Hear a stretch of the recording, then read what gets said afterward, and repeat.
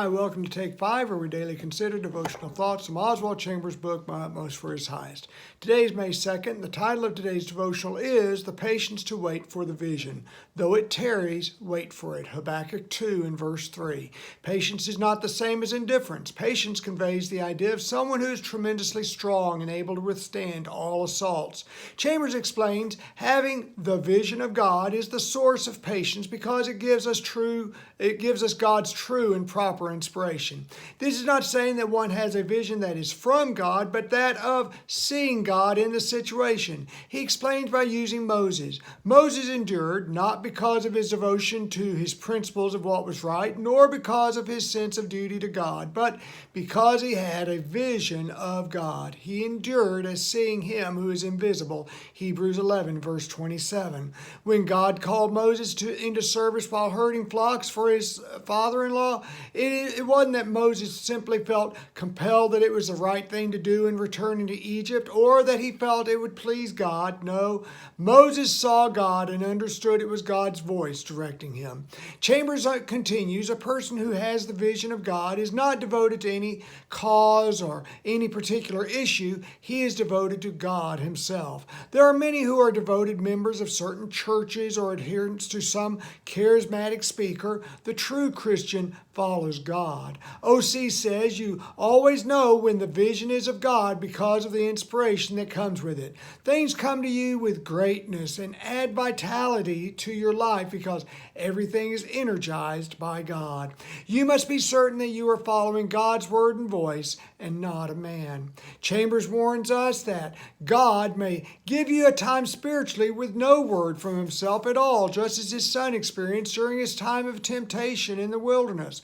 When God does that, simply endure, and the power to endure will be there because you see God. If you turn back to Matthew 3 and 4, the third chapter concludes with Christ's baptism and God speaking from heaven. This is my Son in whom I am well pleased.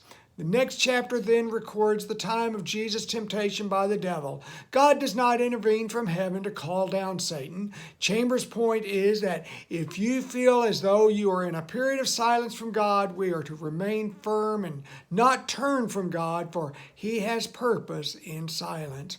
Though it tarries, wait for it. The proof that we have the vision is that we are reaching out for more than we have already grasped. Chambers speaks of the vision, not a vision, for the vision that is of God. We know God, we seek God, we hunger to know him more.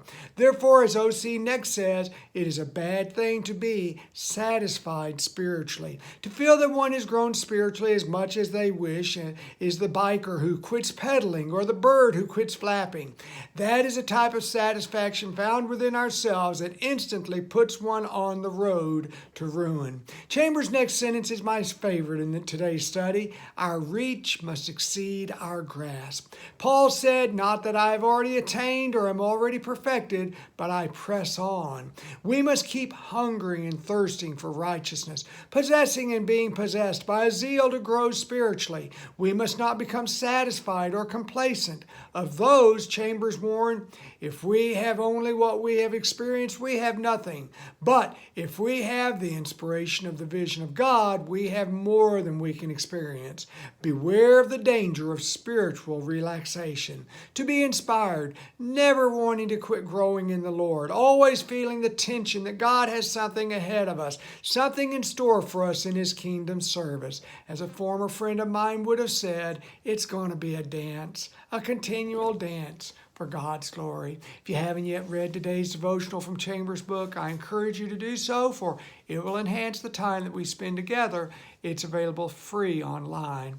Also below, please share any comments or questions that you may have, and please share any prayer requests as well. And now may God's grace and peace be ours as we seek to live our utmost for his highest. God bless you. Thanks for being here today.